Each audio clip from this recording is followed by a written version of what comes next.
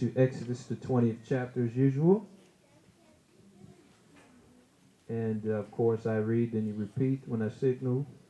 Let's see here, Exodus, the 20th chapter. Okay. And the Most High spake all these words, saying, I am a high thy power, which have brought thee out of the land of Egypt, out of the house of bondage. Thou shalt have no other gods before me. Thou shalt not make unto thee any graven image, or any likeness of anything that is in heaven above, or that is in the earth beneath, or that is in the water under the earth.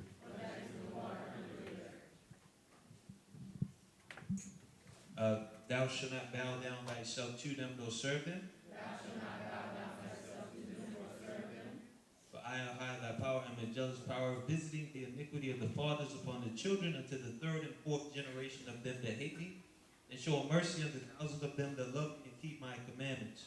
Thou shalt not take the name of a high thy power in vain. For I will not hold him guiltless to take of his name in vain. Remember the Sabbath day to keep it holy. 6 days shalt thou labor and do all thy work. But the seventh day is the Sabbath of the Most High thy power. In it thou shalt not do any work, thou, nor thy son, nor thy daughter, thy manservant, nor thy maidservant, nor thy cattle, nor thy stranger that is within thy gates. For in 6 days I have made heaven and earth, the sea, and all that in them is, the rest is the seventh day. Wherefore I have blessed the Sabbath day and hallowed it. Honor thy father and thy mother, that thy days may be long upon the land which the Most High thy power giveth thee. Thou shalt not kill. Thou shalt not commit adultery. Thou shalt not steal. Thou shalt not bear false witness against thy neighbor. Thou shalt not covet thy neighbor's house. Thou shalt not covet thy neighbor's wife. Nor his manservant, nor his maidservant, nor his ox, nor his ass, nor anything that is thy neighbor's. And all the people saw the thunderings and the lightnings, and the noise of the trumpet, and the mountain smoking. And when the people saw it, they stood afar off. And they said unto Moses, Speak thou with us, and we will hear. But let not Ahijah speak with us, lest we die. And Moses said unto the people, Fear not, for Ahijah has come to prove you, and that his fear may be before your faces, that ye sin not. And the people stood afar off, and Moses drew near unto the thick darkness where Ahijah was. And the Most High said unto Moses, Thus thou shalt say unto the children of Israel, Ye have seen that I have talked with you from heaven. Ye shall not make with me gods of silver, neither shall ye make unto you gods of gold. An altar of earth thou shalt make unto me, and shalt sacrifice thereon thy burnt offerings and thy peace offerings, thy sheep and thine oxen. In all places where I record my name, I will come unto thee, and I will bless thee. And if thou wilt make me an altar of stone, thou shalt not build it of hewn stone. But if thou lift up thy tool upon it, thou hast polluted it. Neither shalt thou go up by steps into mine altar, that thy nakedness be not discovered thereon. Okay, our readers up here.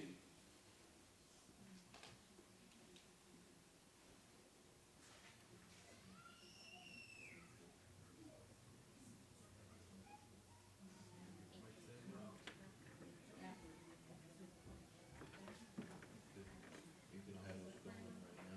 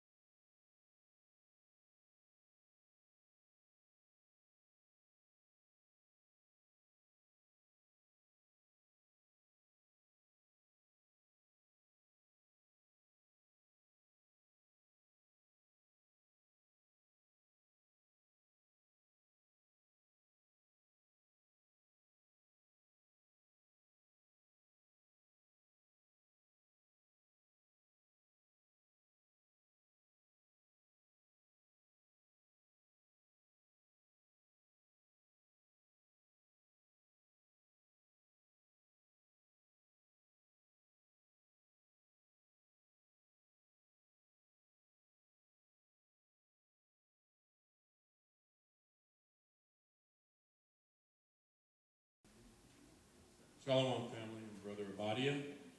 This is Matthew 23, verse 1. Then spake Yeshua to the multitude and to his disciples, saying, The scribes and the Pharisees sit in Moses' seat. All therefore whatsoever they bid you observe, that observe and do. But do not ye after their works, for they say and do not. For they bind heavy burdens and grievous to be borne, and lay them on men's shoulders. But they themselves will not move them with one of their fingers. But all their works they do for to be seen of men.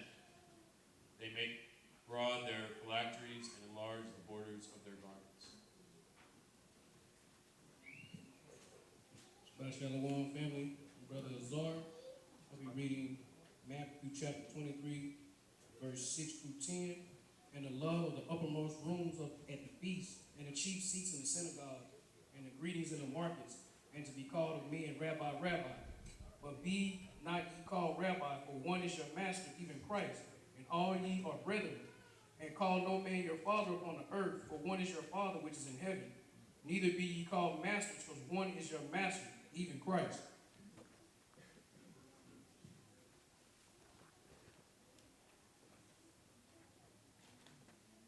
Shalom.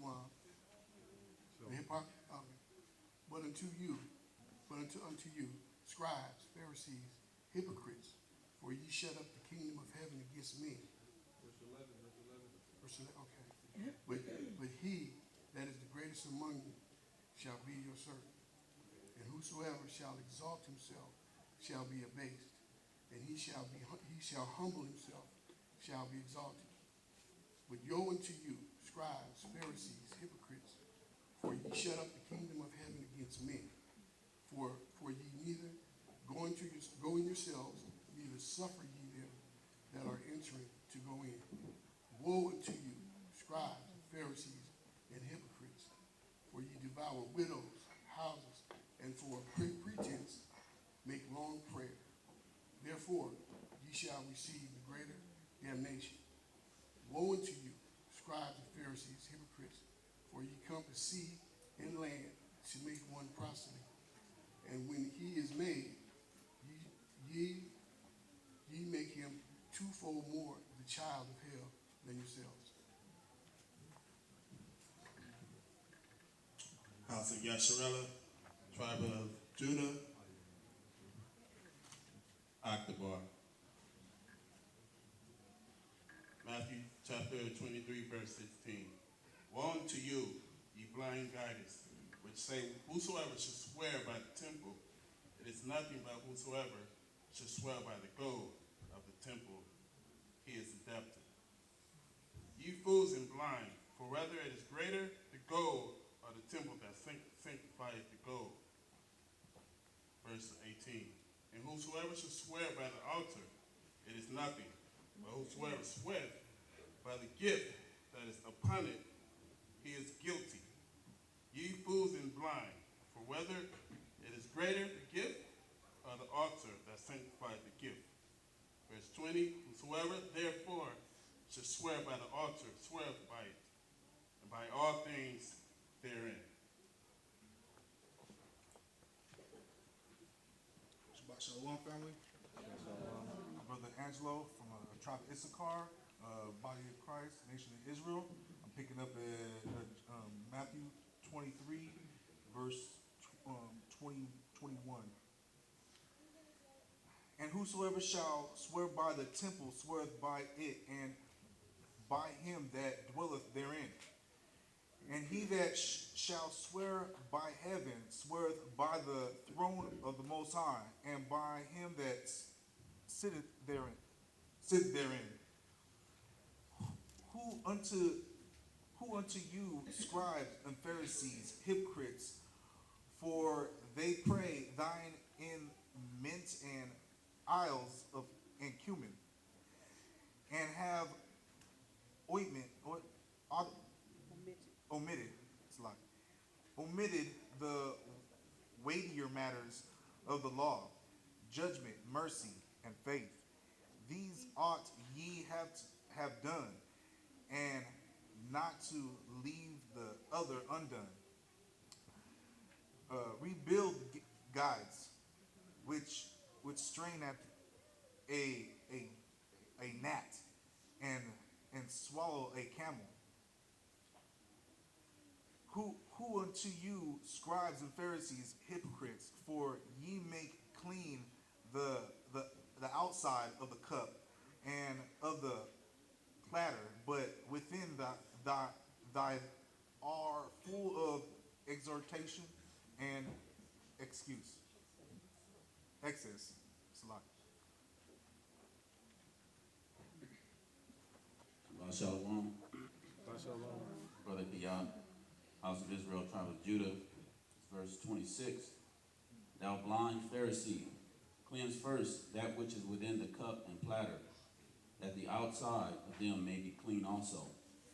Woe unto you, scribes and Pharisees, hypocrites, for ye are like unto whited sepulchres, which indeed appear beautiful outward, but are within full of dead men's bones, and of all uncleanness. Even so, ye also outwardly appear righteous unto men, but within ye are full of hypocrisy and iniquity. Woe unto you, scribes and Pharisees, hypocrites, because ye build the tombs of the prophets and garnish the sepulchres of the righteous, and say, if we had been in the days of our fathers, we would not have been partakers with them in the blood of the prophets.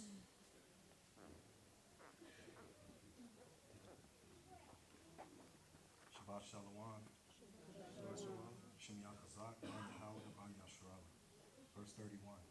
Wherefore ye be witnesses unto yourselves that ye are the children of them which killed the prophets. Fill ye up then the measures of your fathers, ye serpents and generations of vipers. How can ye escape the damnation of hell? Wherefore, behold, I send unto you prophets and wise men and scribes, and some of them ye shall kill and crucify, and some of them ye scourge in your synagogues and persecute them from city to city, that upon you may come all the righteous blood shed upon the earth, from the blood of righteous Abel unto the blood of Zacharias, son of Bacharias, whom ye slew between the temple and the altar. All right, thank you, sir. And we're gonna go ahead and move in on our choir situation here. Set up the lesson after that. All right.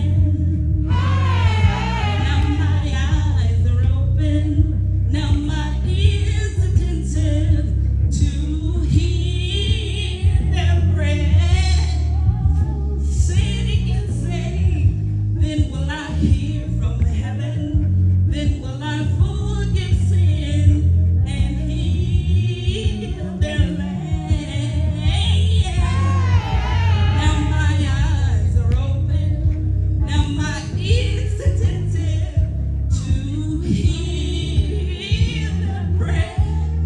Yes, I will. Yes, I will. My people. If my people shall call by my name, call by my name, shall humble themselves and pray and seek my face, the wicked ways, turn from the wicked ways. Then will I hear from heaven? Will I hear from heaven and forgive their sins? Forgive their sins. Hey, and heal their land. Heal the land. Forgive their sins. Hey, and heal their land. I'm gonna forgive their sins. Hey, and heal their land. Hey, yeah. Forgive their sins and heal their land. Come on, prove me now and I will. Heal the land. I'll heal the land. If my people would seek me, heal the land. I'll forgive their sins, each and every one of them. Heal the land. I'll bless their seed, which would cause a harvest, don't you know? Heal the land. I'll touch your mind and I'll cleanse and make you whole. Heal the land. I'll heal the land. If my people would seek me, heal the land. Please put down your sin, change the direction you're going. Please, I'm begging you, forever my word will stand. Heal the land. If my people call my name, heal the land. I am your power. I will heal the land. Heal the land. I am your power and all my word. Heal the land. Heal the land. If my people would seek me, heal the land. If my people call my name, heal the land. I am your power and my word will prevail. Heal the land. I will guarantee I'll make you the head and not the tail. Heal the land. I'll heal the land. If my people would seek me, heal the land. If my people call my name, heal the land.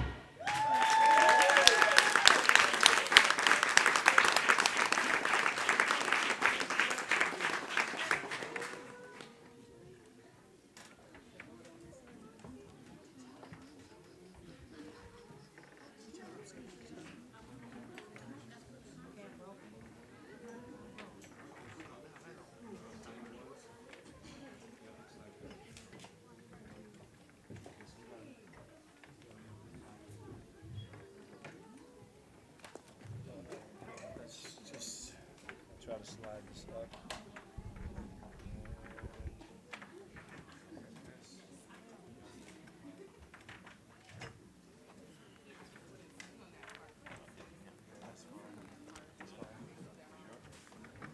A little more, yeah. Don't worry about this so much. Yeah, that's fine. Yeah, no, we're good. Yes, sir. Too close? Not close enough? Give me a sec. I'll tell you in a sec.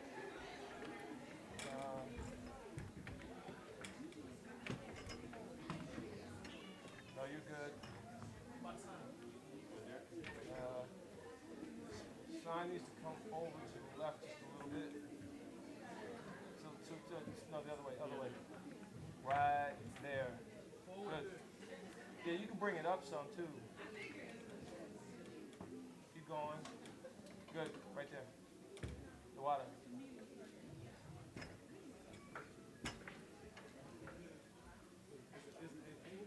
Yeah, it's good.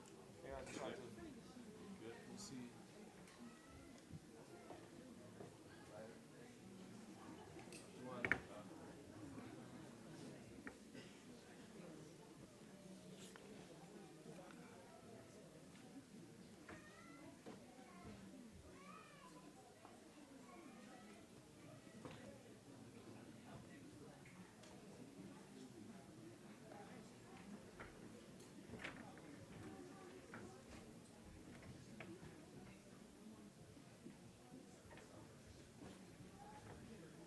Give me a second to get oriented with you guys. Now that you're seated, almost ready.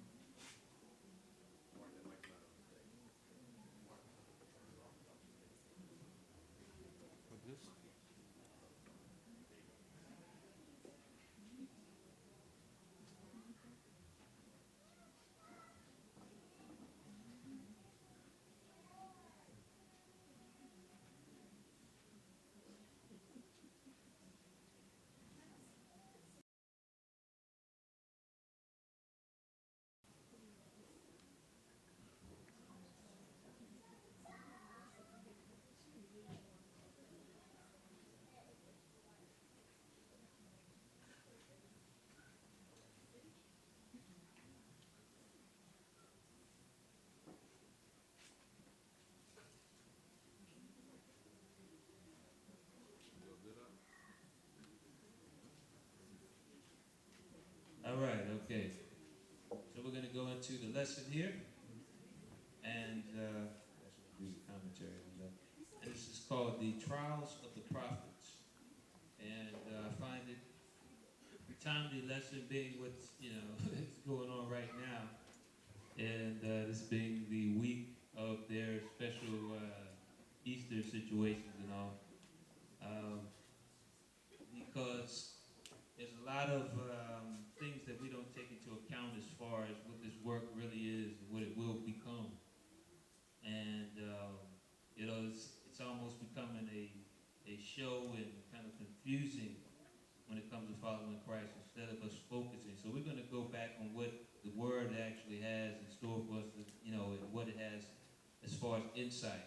Because I was just watching something earlier. It's funny. I was watching a clip here that the bishop showed me where it was a guy. He's like a pastor over some church, and he's doing this little Easter type weird setup thing. It was basically, I guess they were supposed to be going through. He was supposed to be going through some kind of understanding what Christ went through. So he's got members spitting in his face. I mean, literally. And it served no purpose. To me, it looked like a ritual. They're spitting in his face, then they hit him in the face. And then he gives one little kid like a knife to go ahead and try to, I guess, wound him somehow on his back. And I just thought to myself, the following of the scriptures has become a mockery at this point in the churches. I mean, that's utterly ridiculous to even be a part of something like that. And again, it appears to me like it's a ritual. But the thing is, it wasn't like it made a point to anyone. The people were literally laughing while they're doing it. So all that effort put in, all that confusion, and then on top of that, obviously they wanted to be seen because they put it on the internet. Okay. And where's your works? When is it going to be time for us to be obedient to the scriptures instead of grandstanding and doing all kinds of confusion for attention on the net? Right? So we're going to go into this and talk about the real situations with the prophets. The real way it was, so that we can really focus ourselves in these last days, understanding why we must kind of put our foot on the pedal, if you will, when it comes to us recovering from the foolishness from our old lives. Speed this process up a bit, get a little bit more serious there. All right, so we're going to go first to Romans 5, 1 through 5. Romans 5, 1 through 5. I want to read this commentary first before we get started. All right. All right, this is the commentary here. There are many that enter the truth and have no real understanding of what they will need to do to become strong within it. We exist in a time in which all the prophets of the past long to be a part of, and yet we sometimes find ourselves making light of this reality when really it's a blessing. It is the time of our deliverance from the forces of darkness and the coming of Yeshua. With that time comes great sacrifice and great tribulation on those who choose to stand for truth. Being the scriptures are written for our learning, and faith comes by hearing the word of the Most High. Let's look at some of the trials of the past so that we can remain charged with faith. The faith which is required to oppose the devil in the times ahead, where the whole world will turn to him, or the whole world will turn to him and look to destroy the righteous. All right, Romans 5. This is Romans chapter 5, verse 1. Therefore, being justified by faith, we have peace with the Most High through Yeshua, by whom also we have access by faith into this grace wherein we stand, and rejoice in hope of the glory of the Most High. And not only so, but we glory in tribulations also, knowing that tribulation worketh patience, and patience experience, and experience hope, and hope maketh not ashamed, because the love of the Most High is shed abroad in our hearts by the Holy Spirit, which is given unto us. All right, so there's a process in which you're also going through different trials to build up your patience and ultimately to build up your hope. The obstacles that seem, you'll never get over this one thing.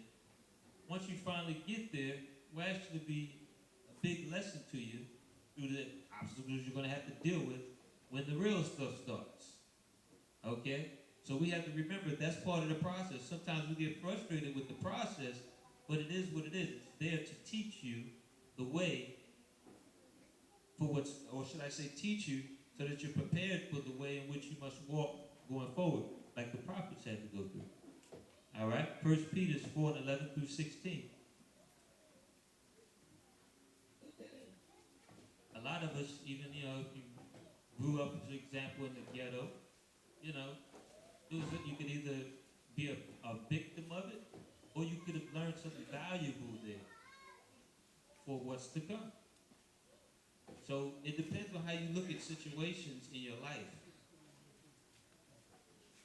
I mean, I've seen where people, for example, they may move out of the country, go to a different place, and they're under some kind of inconvenience, and they forget where they came from. It's like we get out of here, we all of a sudden want to live like we were rich or something, go somewhere. Wrestling with roaches, but yet when we get out on the outside, you see one roach, you complaining, got an issue, and all that. Man, it's like this over here, man. Wasn't it like that before you left? I remember it was a clip. This is a joke, but this is for real. It was a sister. She was on the internet boasting because she had trained her roaches how to do little tricks. But again, the point is, we forget the humble beginnings some of us started from. We get a little something in this world and we become spoiled, and you got to go outside of this country one day. The bubble will burst for you if you haven't learned to be humble even in those states that the Most High put you in for humility. A lot of people get that belt from the Most High because he's trying to teach you to stay humble. Okay? Let's read that. This is 1 Peter chapter 4, verse 11. If any man speak, let him speak as the oracles of the Most High. If any man minister, let him do it as of the ability which the Most High giveth, that the Most High in all things may be glorified through Yeshua, to whom be praise and dominion forever and ever. Amen. Beloved, think it not strange concerning the fiery trial which is to try you, as though some strange thing happened unto you. But rejoice, and as much as ye are partakers of Yeshua's sufferings, that when his glory shall be revealed, ye may be glad also with exceeding joy. If ye be reproached for the name of Christ, happy are ye. For the spirit of glory and of the Most High resteth upon you. In their part he is evil spoken of, but on your part he is glorified. But let none of you suffer as a murderer, or as a thief, or as an evildoer, or as a busybody in other men's matters. Yet if any man suffer as a Christian, let him be not ashamed, but let him glorify the Most High on this behalf. All right. So you're going to suffer as someone who's truly following Christ. That's just part of the job, just like Christ had to go through things. All right, but it says, think it not strange concerning the fiery trial which is to try you, as though some strange thing happened to you. Sometimes you're going to go through attacks from different spirits and things, putting you through so many hardships, people jumping out of the woodwork to mess with you while you're fasting or whatever. There's going to be some strange stuff that happens to you when you're in the truth. But it's not supposed to be thought of as that way. You have to realize that these little details in your walk are your specific part of this. But nonetheless, look what it says. It says, think it not strange concerning the fiery trial which is to try you. It says, but rejoice inasmuch as you are partakers of Christ's suffering. If you're doing the right things and you're still suffering in this world, understand it happens. It's part of the work. It tells you in certain scriptures that all the demons focus on those that are actually the children of the Most High. Those that want to seek the path. Okay? 1 Kings 19, 1 through 8. And why is that? Because they don't have to convince anybody else to be bugged out on something. They already got them. They wait to say, okay, well, this person can see now. Let me get them. So that's what you have to keep in mind. It's nothing new and uncommon to man. These things have already happened. Even pre-flood, all the stuff we think is cool, devices and stuff, it was a lot of this stuff pre-flood. Okay, so there's nothing new under the sun. The same trials you go through, there's somebody else with the same story. Okay?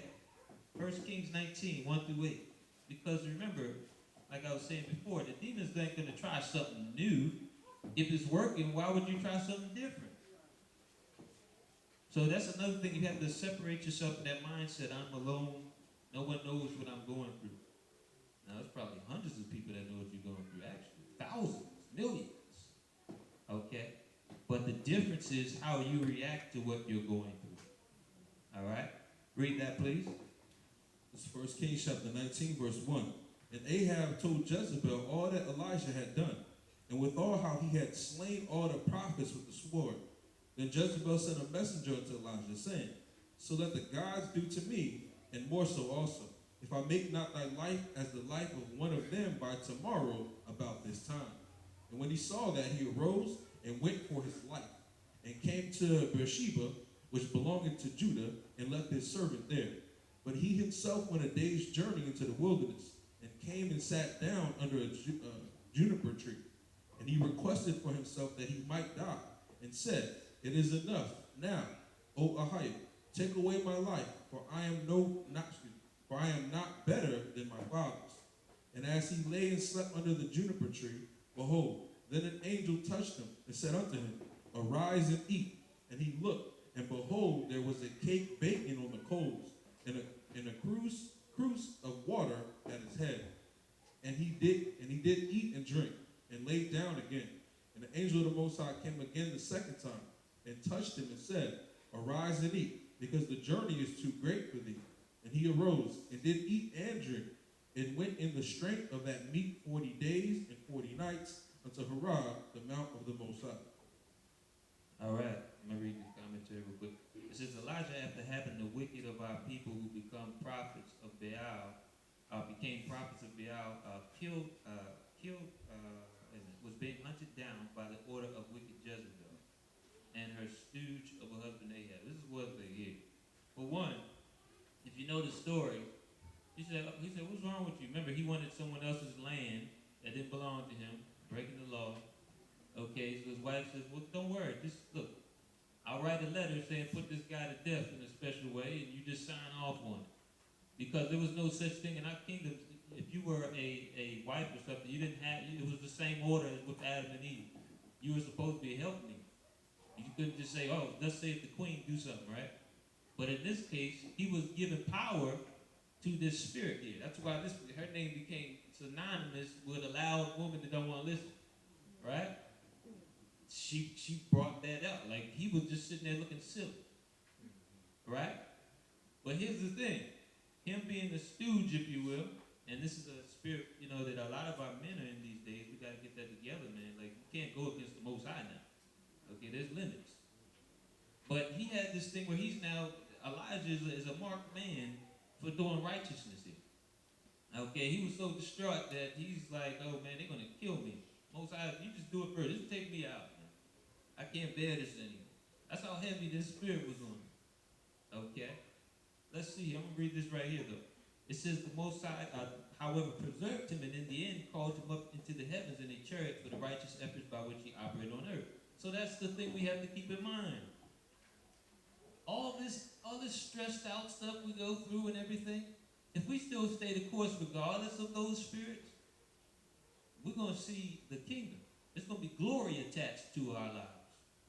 Okay? So we can't he was being hunted. That's what you have to understand here. Soldiers were looking to kill him. So if you can keep that in mind, whatever your obstacle is, it's just small compared to what you will be rewarded if you do the right things here. All right? Jasher 11. We're going to Jasher. Let me do this thing right real quick. I do this to y'all every week here. Let me see what we got. We got Jasher in here. And that's pretty much it. That's the apocrypha. All right. Jasher 11. Chapter 46 through 51.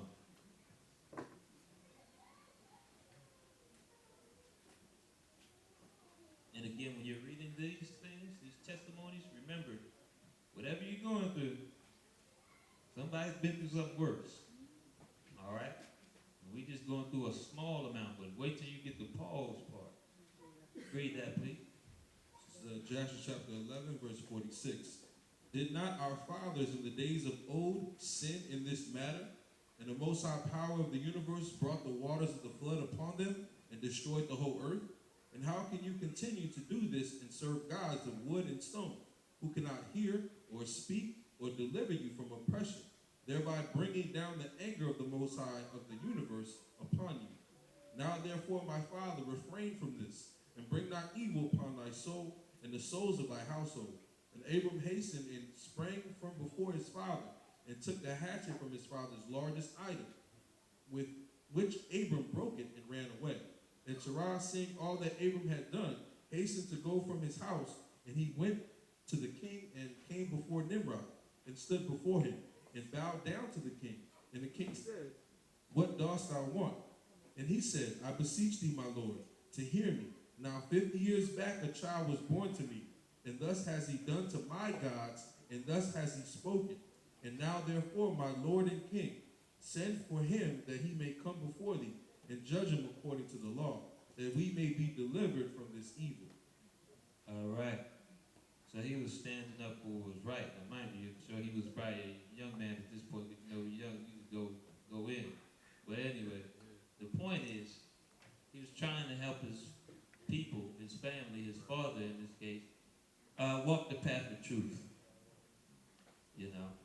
But the whole thing is, we would follow the story. We're going to jump to 12, 1 through 5. He turned him still into the government, right? A lot of times when we read these older things, we forget it's still government. Okay? Read that, please. This is Jasher chapter 12, verse 1. And when the king heard the words of Abram, he ordered him to be put into prison. And Abram was 10 days in prison. And at the end of those days, the king ordered that all the kings, princes, and governors of different provinces and the sages should come before him. And they sat before him. And Abram was still in the house of confinement. And the king said to the princes and sages, Have ye heard what Abram the son of Terah has done to his father? Thus has he done to him, and I ordered him to be brought before me. And thus has he spoken.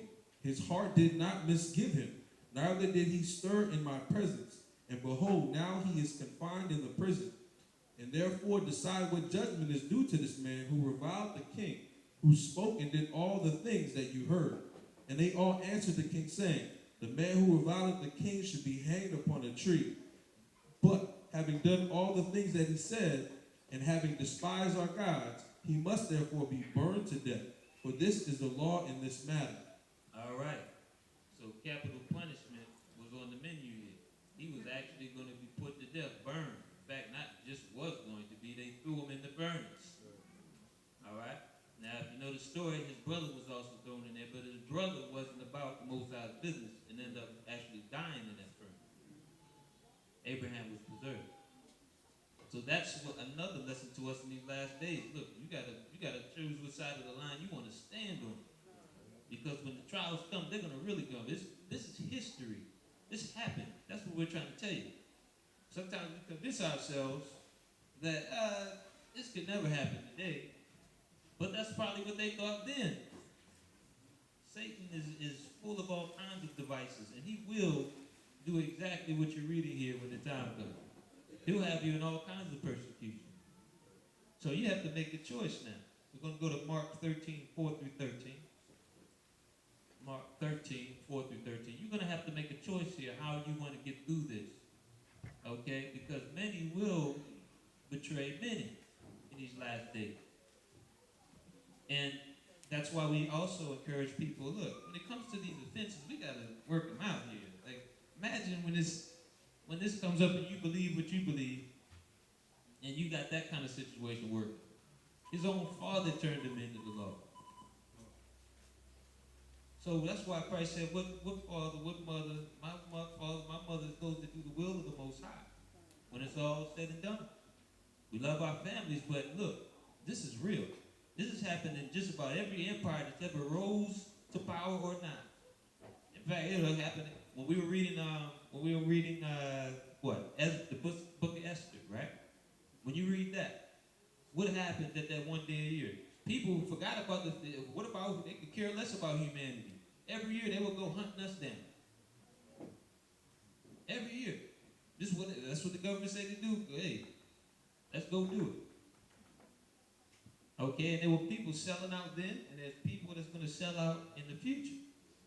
So again, you got to choose what side of the line you want to fall on. Because check it out.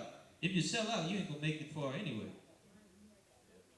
The ultimate goal is to eradicate, especially the children of Israel, out of this earth as far as that seed. One way or another, either they're gonna corrupt you by making you something that's not even the Most High's creation anymore, or they just take you out. But either way, you won't be yourself. So let's continue on because, again, these scriptures are written for our learning. It were brothers and sisters that went through hell to maintain these records and different things and to stand for the Most High. And we cannot ignore that. All right, read that, please. This is Mark chapter 13, verse 4. Tell us, when shall these things be? And what shall be the sign when all these things shall be fulfilled?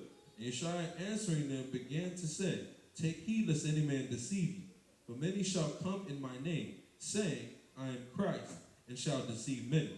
And when ye shall hear of wars and rumors of wars, be ye not troubled, for such things must needs be, but the end shall not be yet. For nation shall rise against nation, and kingdom against kingdom. And there shall be earthquakes in divers places, and there shall be famines and troubles. These are the beginnings of sorrows. But take heed to yourselves, for they shall deliver you up to the councils, and in the synagogues ye shall be beaten, and ye shall be brought before rulers and kings for my sake, for a testimony against them. And the gospel must first be published among all nations.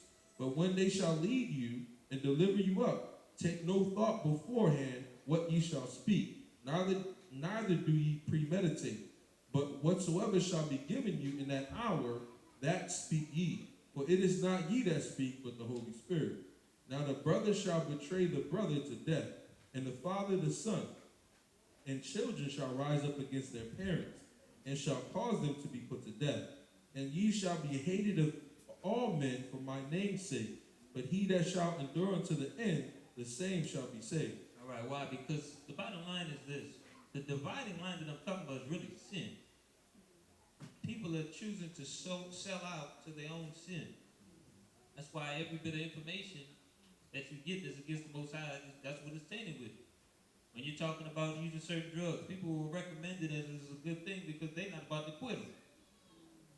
Then they become experts. They get some glasses and put on a white coat and say, yeah, this is medically proven to heal this and that. As soon as the camera go up, they get high. That's what the facts of the matter are. That's that line in the sand. If you have no interest of sinning, you want to get better, you're going to choose the Most High when it's all said and done. I don't care what you've negotiated and maybe you've done Christianity or whatever. You're going to say, you know what, I can see it's the last days here. I better figure out the way to the Most High.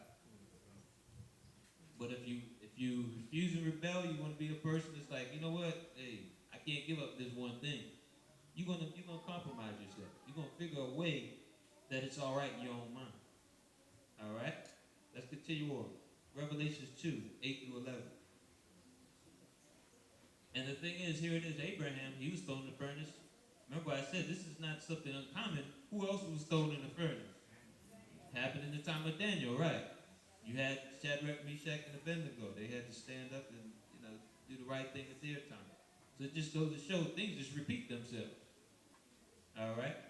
That whole Holocaust thing is they were just doing a beta test to show you this is going to happen, these different things to our people.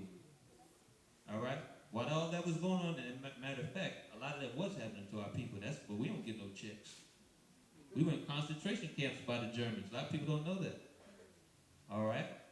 You can look up Afro-Germans. In Germany, our children were being sterilized in the schools without the parents even knowing about it.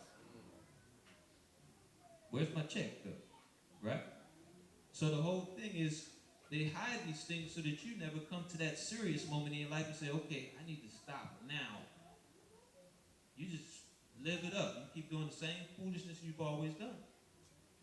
When, look, the times of Daniel and the times of Abraham and all those other people that had to go through this are surely coming upon us soon. Freedom of speech is starting to be a thing of the past if you haven't noticed. All right? Unless it's for sin. Then you have all the rights in the world. All right? Read that, please, sir. This is Revelation chapter 2, verse 8. And unto the angel of the church in Smyrna, write, These things saith the first and the last, which was dead and is alive. I know thy works in tribulation and poverty, but thou art rich. And I know the blasphemy of them which say they are Jews and are not, but are the synagogue of Satan. Fear none of those things which thou shalt suffer. Behold, the devil shall cast some of you into prison, that ye may be tried, and ye shall have tribulation 10 days. Be thou faithful unto death, and I will give thee a crown of life. He that hath an ear, let him hear what the Spirit saith unto the churches. He that overcometh shall not be hurt of the second death. Right. 2 Corinthians 11:17. The whole thing is, you got to pay attention to this, man. It's going to happen. Of course, we can go to Isaiah 42 and 22, and it says that our people will be in prisons. But the whole deal is, it's talking about doing the work, too. It's going to be times when you're going to say, look, I can't, I hear what y'all saying with this chip, but I'm good.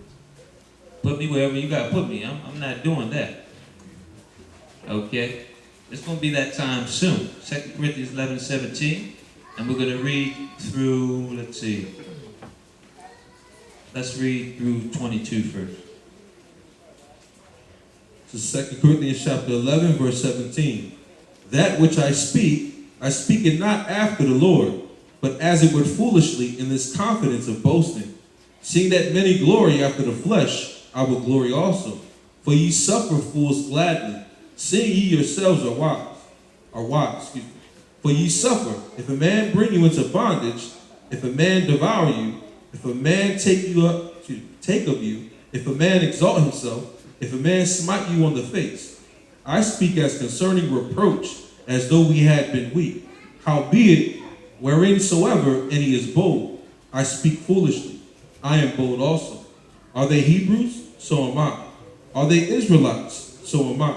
Are they the seed of Abraham? So am I. All right, so he's about to go in and show you how he actually is dedicated to his work, because it seems our people always back those that are wicked. We'll be straight to, oh yeah, we got to forgive them. But when it came to those that were actually doing the work for them, it's like he had to jump through all kinds of hoops to get them to support him. Right?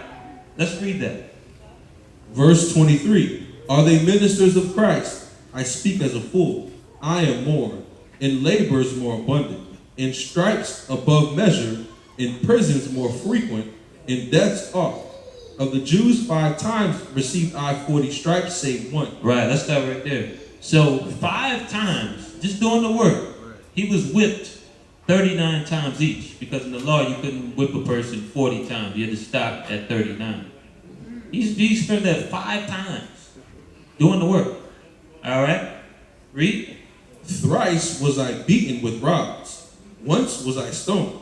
Thrice I suffered shipwreck. A night and a day I have been in the deep. Right, and I said I was going to bring this out. He was in shipwreck 3 times. You only read about it once in Acts. He actually was in the ship. Remember, he was floating on the wood and everything to the island?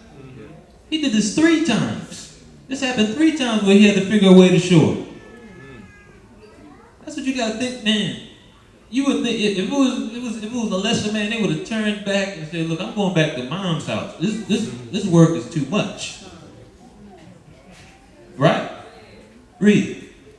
Verse 26. In journeyings often, in perils of waters, in perils of robbers, in perils by my own countrymen, in perils by the heathen, in perils in the city, in perils in the wilderness, in perils in the sea, in perils among false brethren, in weariness and painfulness, in watchings often, in hunger and thirst, in fastings often, in cold and nakedness. Beside those things that are without, that which cometh upon me daily, the care of all the churches.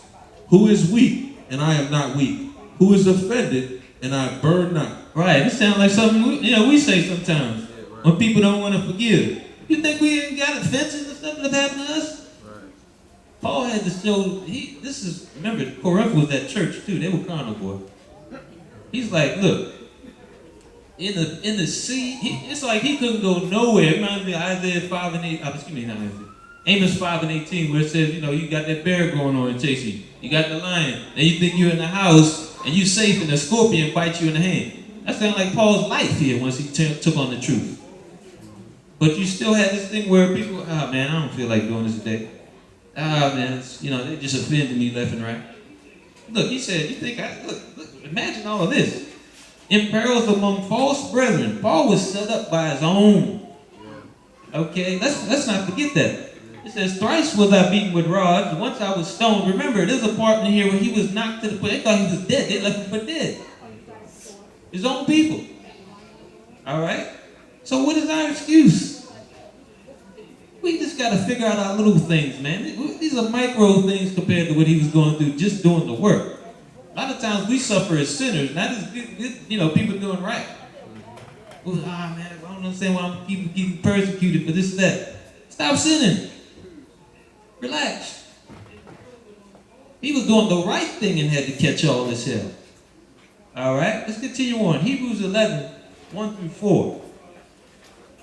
I mean, when you really look at it from the perspective of what the prophets were doing, those that were doing the work, man, whatever we're going through can't be anything. Not one, here it is. I wouldn't have been cool with the first shipwreck. He still was like, I got to get on this boat and go to somewhere else. Remember, he got bit by a snake too after that shipwreck. So he was going through stuff in the wilderness, in the city. It didn't matter where he went. The work of an apostle is different, man. I don't think people understand that. The work of an apostle is different. You have to go to different countries, deal with different cultures, guess what? And even in those cultures, you got to now deal with your peoples up in those cultures, and it just makes it even more inflamed. And you may suffer, you may be in a prison somewhere for the work, looking out for the people, whatever the case may be. So this is the thing, we got to realize, look, we can do better, man. If this was something we had to deal with, then you could talk about your life is bad. All right? But even then, he said, rejoice in these things. If you're going through this for the work's sake, you probably got a spot in the kingdom. Probably. Notice I said it because it says, he that endures to the end, the same shall be saved. You got to do it the whole way through. All right? Read that, please. Hebrews chapter 11, verse 1. Now faith is the substance of things hoped for, the evidence of things not seen. For by it the elders obtained a good report. Through faith we understand that the worlds were framed by the word of the Most High, so that things which are seen were not made of things which do appear. By faith Abel offered unto the Most High a more excellent sacrifice than Cain, by which he obtained witness that he was righteous, the Most High testifying of his gifts, and by it he being dead yet speaketh. I want to go back to the top here because I was just thinking about something funny here. It says, now faith is the substance of things hoped for, the evidence of things not seen. For by it the elders obtained a good report. Now it goes into different elders throughout history, but it just brings it full circle to now. A lot of people, they get stir crazy about all the stuff they're seeing in the media. And then the elders just keep it simple, like, look, get in order, learn yourself, get baptized in the remission of your sins, and change. They probably look at this like crazy. Like, did you hear what I said? I said they got missiles, they got EMPs, they're building a wall, elder. Hey, look, just get yourself in order. You saying all these things, they probably losing their minds. This guy's crazy. No, it says by faith the elders obtained a good report. When you do this work long enough and you're dealing with patience and having to deal with all kinds of adversity and things, you'd be surprised. It eventually comes to a point where you don't get paranoid about this stuff no more. You realize that you're doing the will of the Most High, he will see you through. It's the same thing what happened to Paul. It'd be all of a sudden he was thinking he got to go one way. No, the Spirit would tell him, no, go this way. So it's no different. We just have to believe. Our minds are limited by our conditioning from the world. Okay? We've been given a ceiling when the Most High didn't give that to us. It was Satan that gave that to us. We keep bumping our heads on that ceiling when it comes to our faith. All right? Wisdom of Solomon 2:11 through 22.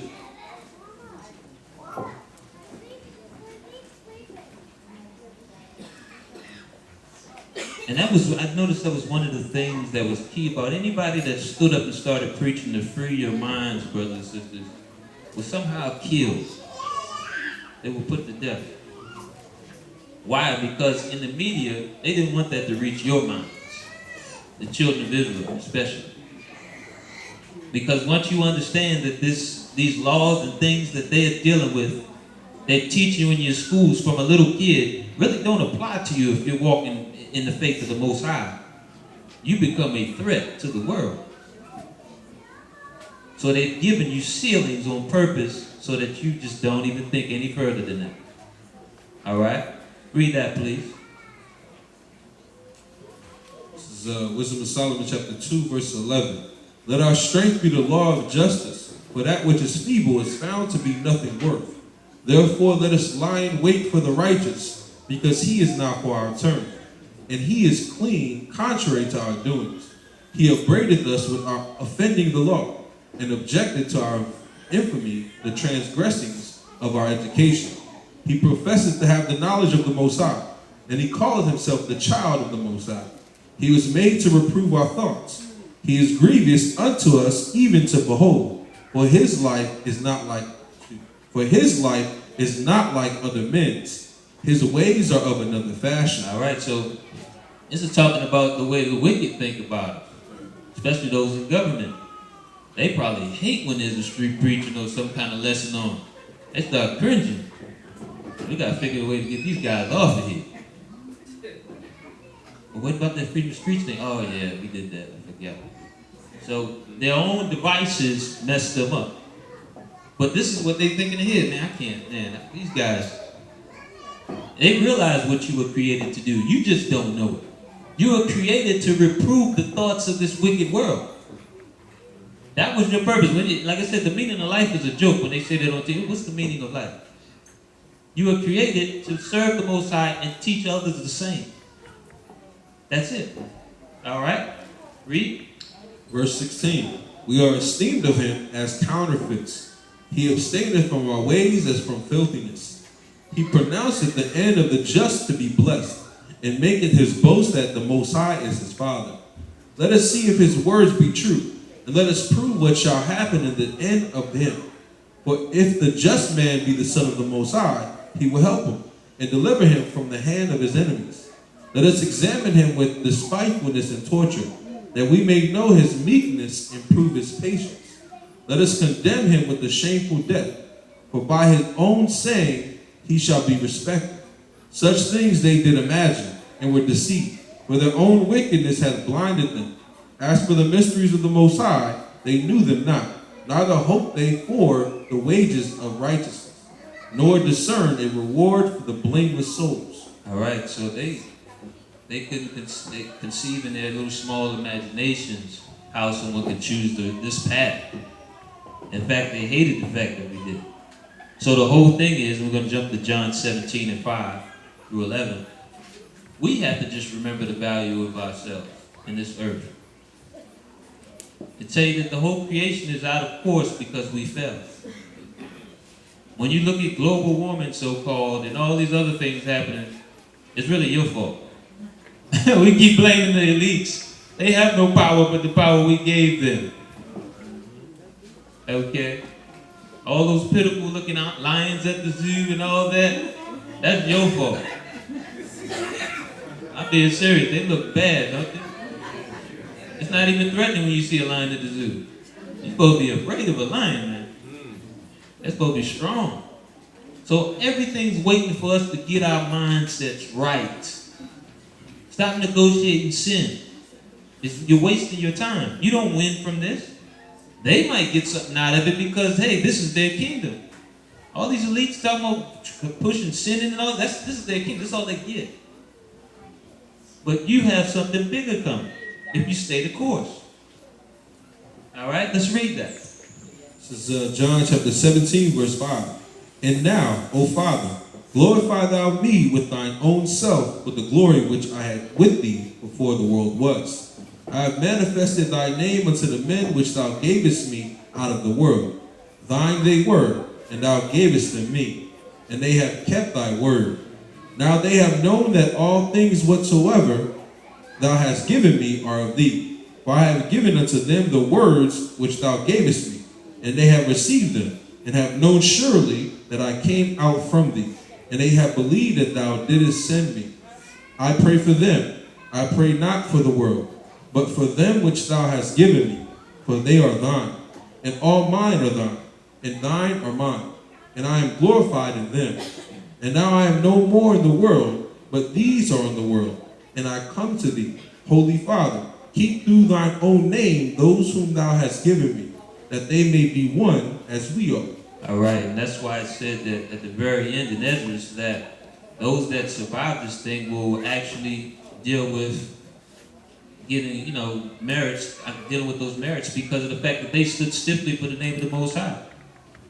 Look, we learned God so loved the world. He just said, I pray for them, I pray not for the world. And guess what? The circle is even smaller than just this Israel thing. It's even smaller. It's really the people that will even take that part of it that it has to do with it. It's not just talking about every person that says they're Israelite. It's a special group Christ was dealing with. The rest of them had a name they were calling on. Right? So that's the whole thing. Let's go to Revelations 1, 7 through 9. And remember, this little group that Christ was talking about, who was the remnant at his time, everybody had a problem with them. These guys are different. So even when we read that thing up above where it was making laws, guess what? Our people were doing the same thing. They were pushing certain ideals amongst the people so that it became very uncomfortable for whoever had the real doctrine going on with Christ. All right? It was grievous to them. Read that, please. This is Revelation chapter 1, verse 7.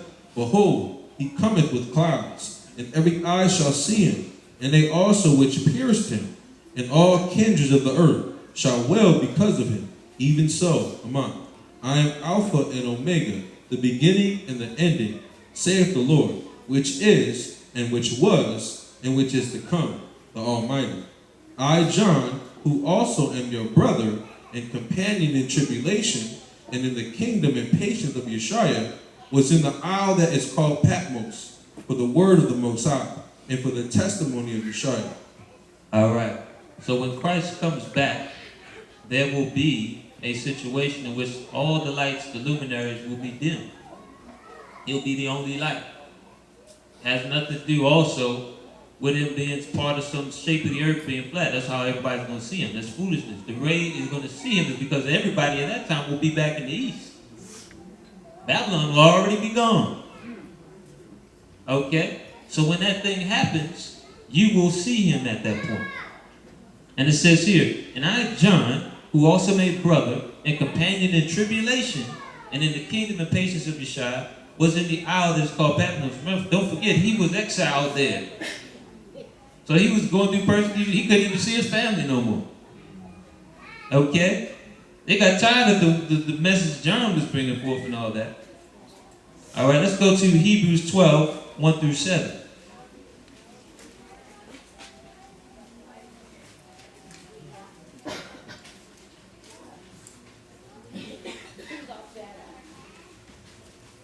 Companion in tribulation. That's Hebrews 12. This is Hebrews chapter 12, verse 1. Wherefore, seeing we also are compassed about with so great a cloud of witnesses, let us lay aside every weight and the sin which doth so easily beset us, and let us run with patience the race that is set before us, looking unto Yeshua, the author and finisher of our faith, who for the joy that was set before him endured the cross, despising the shame, and is set down at the right hand of the throne of the Most High. For consider him that endured such contradiction of sinners against himself, lest ye be wearied and faint in your minds. Ye have not yet resisted unto blood, striving against sin. And ye have forgotten the exhortation which speaketh unto you as unto children. My son, despise not thou the chastening of the Lord, nor faint when thou art rebuked of him.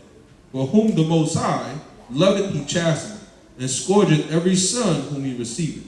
If ye endure chastening, the Most High deal with you as with sons.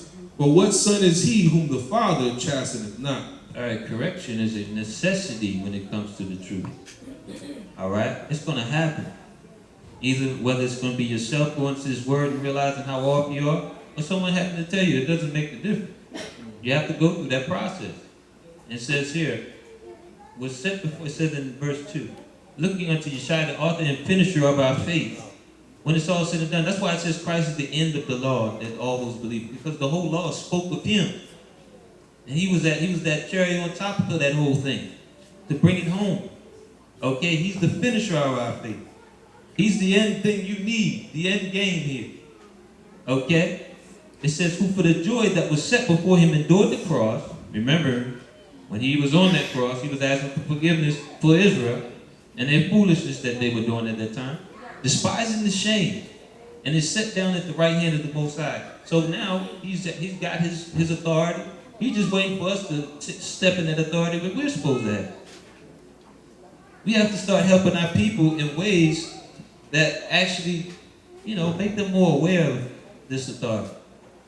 Because that's what Christ was doing at his time. Let's go to 1 Corinthians 9:20. But you had a situation where he was just kind of slowly but surely opening your eyes to what really it was about. Remember, even that walking on water thing, it was a lesson there involved.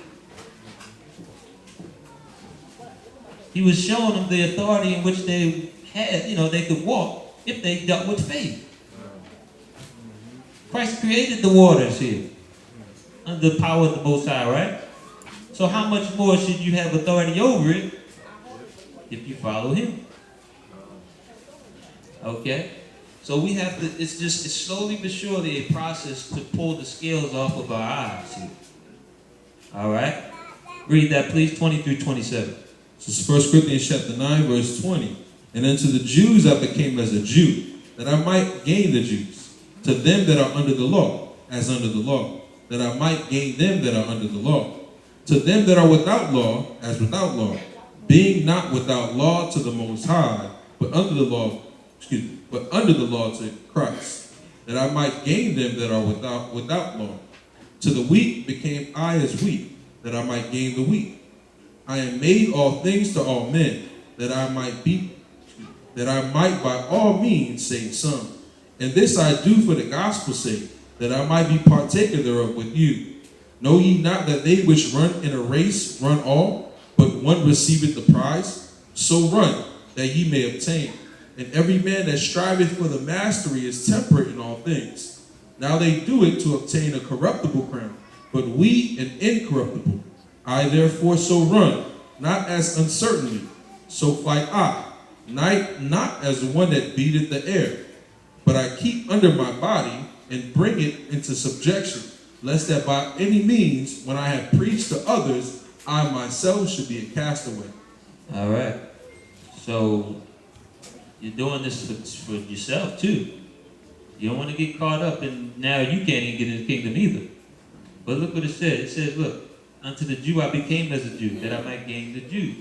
And to them that are under the law, as under the law. But then it went down and said, to them that are without law, as without law. Meaning what? It wasn't that he was just sitting there left and right breaking commandments. It was just that he had appeared to certain people a certain way so that they could understand how to walk. Right? Everybody's not going to get this thing right away. It could be polarizing. It could be shocking to them. All right? It said, to the weak I became as weak, that I may gain the weak. I made all things to all men. I have made all things to all men, that I may be by all means saved some. So that's the end game of this all. We go through these trials. We deal with different aspects of the ministry. And to some it may seem like it's something crazy. But we're doing this all for the good of the gospel, to reach our people. And we have to look at these times in which they went through these things. Remember, he said, look, this was a race, yeah, but I run to obtain a prize. I'm not just running for nothing. I'm not just boxing, like even shadow boxing. Shadow boxing is not for no purpose. It's so that you get used to certain ways of moving defensively and offensively and so forth. But you have, for example, we may have a special cardio class or something. And they're doing it for cardio. They're not actually teaching you proper technique. This is what he's saying here. Look, this is not for no purpose. I'm going to read it again. He says, I therefore run, not as uncertainly, so I'm not running for nothing. So fight I, not as one that beateth the air, but I keep under my body and bring it into subjection. So I'm not doing this for nothing. And we all have to think the same way. We're not showing, you showing up, that's what you showing up for, Sabbath, for nothing. You just here for the good feelings it provides. I want to finish, right? That's what you got to make the turn in your life for too. A lot of times in church, that was what we were about. Is that good time of the week? No, it's great, no. But I want to finish. If tomorrow I had to be in another whole different zone where it's, I can't even attend the situation, whatever it is, I'm in another country, it's persecuting, I'm still going to keep it going until I'm in another situation where I can. Because I want to finish. All right? That's something we have to think about, man. And with that being said, this is just a little small sample of what was going on with the prophets. We can all read it for ourselves. We can continue to read, but it's just the point to keep ourselves focused in these last days, brothers and sisters. Believe me when I tell you, whatever you're going through, it ain't worse than what they had to go through. All right? So we're here to counsel you and all that, but just keep that in mind when you're alone to yourself. Take that breath and say, yeah, but did I get thrown in a furnace? Right? I don't think I got thrown in a furnace here. I don't think I got my back whipped several times on several different occasions for just telling the truth about Christ. So maybe it ain't as bad as I think. Right? All right, so with that being said, we're going to move on. We're going to deal with our Q&A here. And then get that mic going.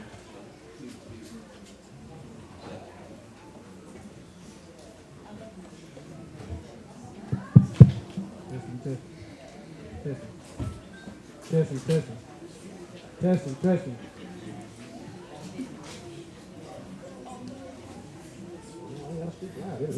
Testing.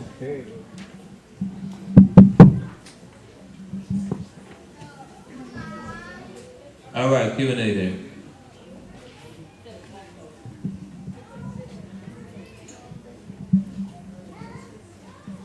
Shalom, Elder. Yes, sir. Do you have a scriptural reference, or can you elaborate more on the 39 beatings, not going over 40? Yeah, one second.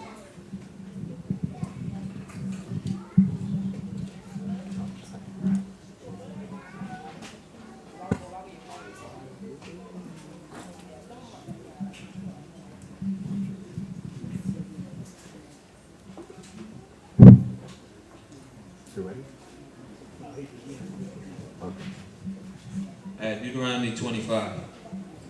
And this is just more proof why it's ridiculous to have people under the beliefs that you don't have to understand the Old Testament. All right? Because if you read the New Testament and Paul's talking, a lot of stuff can go right over your head. Let's read it. This is Deuteronomy 25. Let's start at 1. Deuteronomy chapter 25, verse 1. If there be a controversy between men, and they come unto judgment, that the judges may judge them, then they shall justify the righteous and condemn the wicked. And it shall be, if the wicked man be worthy to be beaten, that the judge shall cause him to lie down and to be beaten before his face, according to his fault, by a certain number. 40 stripes he may give him, and not exceed. Lest, if he should exceed and beat him above these with many stripes, then thy brother should seem vile unto thee. All right, so this was a part of it. Now, this is something in particular a little different, but the point is that was the understanding. You couldn't exceed a certain amount, because if you did, they would become abominable to you. You ever seen those slave pictures where they have they show the back of the gentleman? A lot of people on the street preachers would show it. It was all marred up and all that. We had a limit on what we could do with that, as far as that. It was in our law. So they would take these guys to court, and they would figure, this is the proper punishment for them right here. But they couldn't exceed a certain number. You understand, when it came to this? Because technically they weren't supposed to touch him at all, but they had to stay within their laws. That's the funny thing about our people. We would try to stay within the laws, but we were still wicked in the first place, putting them under the law for that. Oh, but we don't want to go above that. We'd be breaking the law. So that's one example of it right there. Does that help you? All right.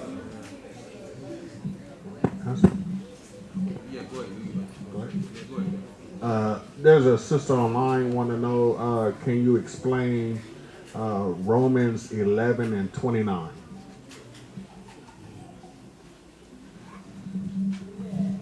One second. What we need to, well, that's up to you, but understand that there's census. Somebody asked about participating in the U.S. Census. A lot of those censuses are based off just understanding how many of the children of Israel are operating in the country. So I can't, just understand the purpose of it. Let's see.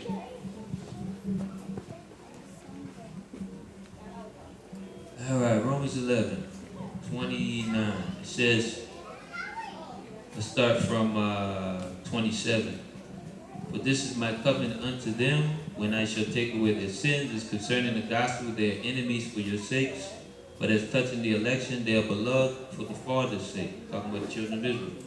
For the gifts and callings of the Most High without repentance. For as ye in times past have not believed the Most High, yet have ye not obtained mercy through their belief. This is just talking about the Most High's mercy. He has mercy on who he wants to have mercy on. That's all it's saying. So this without repentance. He's gonna give mercy to who he chose. All right. That's all it's talking about. That's why the next statement is talking about mercy for the children of Israel, because they fell and the other nations got rich. If you go to the top, it's going to tell you. Let's see. Let's start from. Matter of fact, we'll start from the first verse and read through.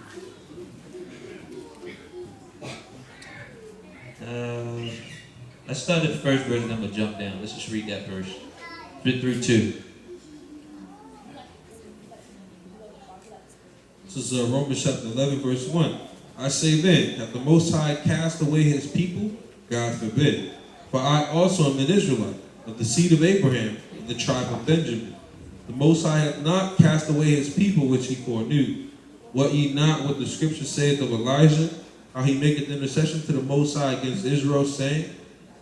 All right, now jump down to 11 through 12. Because again, the Most High had mercy on his people. He said he would have mercy on them, and that's exactly what he did through Christ. Read that.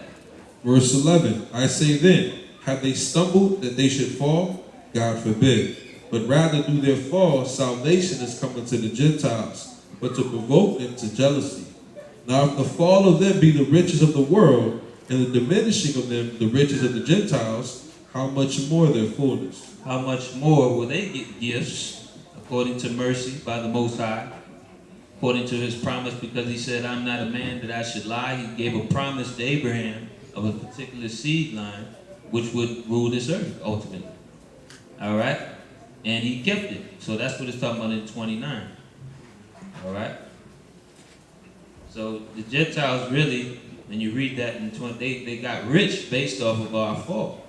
The riches that even the temple, they took a lot of that out of the temple. All right? The gold, the everything. Not to mention all the labor we did for free. Okay? So, hope that answers the question there.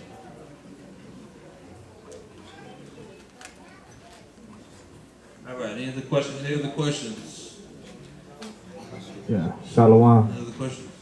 Yes, sir. Yeah. I got a quick one in Matthew 23, verse 9. And call no man your father upon the earth, for one is your father. When he says that, it's like, is it speaking of my proper father? Like, because it kind of like throws me off because. No, it's talking about when it comes down to worship. It's not talking about a father, because obviously when we were in the scriptures, what did they call Abraham, Isaac, and Jacob? Forefathers, right? Yeah. So it's not talking. That's okay. But if you're talking about faith-wise, like the Catholic Church does, you understand? You weren't supposed to do that because your father is the Most High, the Spirit, spiritual father. All right. Okay. Yeah. If you're looking at context, he was talking about when it comes to beliefs. Because even an elder, like I said before, we're not supposed to be called father, but the scripture tell you to treat them as fathers. A lot of things we say is not fashionable, but it's what a father would say if he loved you. All right? So it said to treat them as fathers.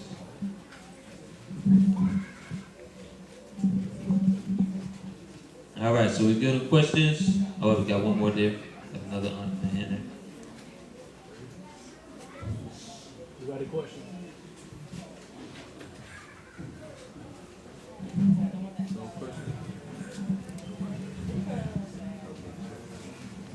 All right. Anything else for the Announcements here. Well, any first-time visitors here?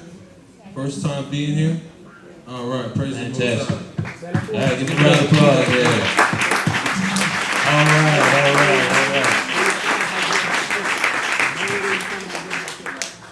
All right. Alright, so I know this is my first time, so I'm just going to speak the truth here for everybody to understand completely why we really believe in the truth. So recently, well, first off, my name is Jordan. I'm from Indiana. Okay. My cousin Jennifer, she first got me into the Gathering of Christ Church in your location in Indiana. And then I recently moved here about 8 months ago. So yesterday, I just want to give you guys a testimony of what happened. So recently, me and him, we got together. I guess you would consider him my husband. And he got a note from the government, a letter about the selective service. And it was right after my cousin preached to him so he can be the man of the house, you know, the lead. And as soon as she got done preaching to him about that, his dad came in the room and gave him that letter about the selective service. And it kind of scared us because it's like, when that time comes, he would be drafted into the war, and it was really heartbreaking to know that that would happen to him. So we left that night just to get out, and we actually ran into a man named Shamak Ryan at a gas station near his house, and he told us about your church, and that was last night, and so here we are here. Okay.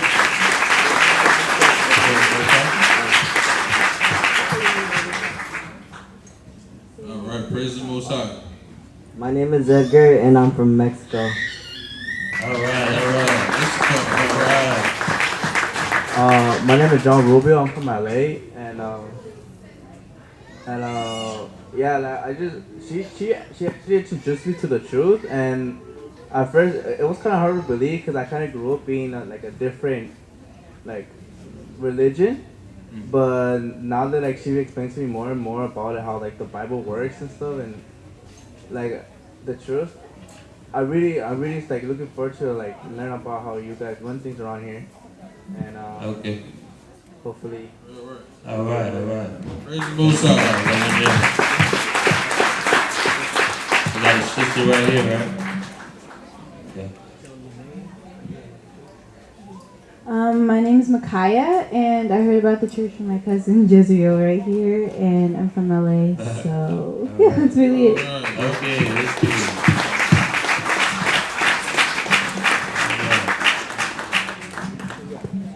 Anyone else? Anyone else?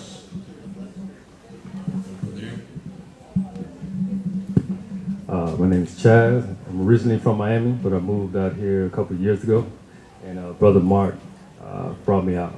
All right. Welcome. Okay. Anyone else? No?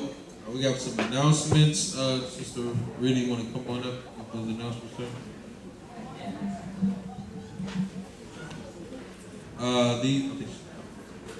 Yeah.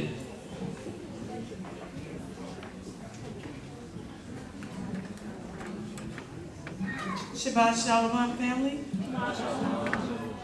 Okay, these announcements for today. It says, get your Sunday morning dose. The elders and the Gathering of Christ Church would like to invite you to enroll in the upcoming Hebrew and Bible Academy.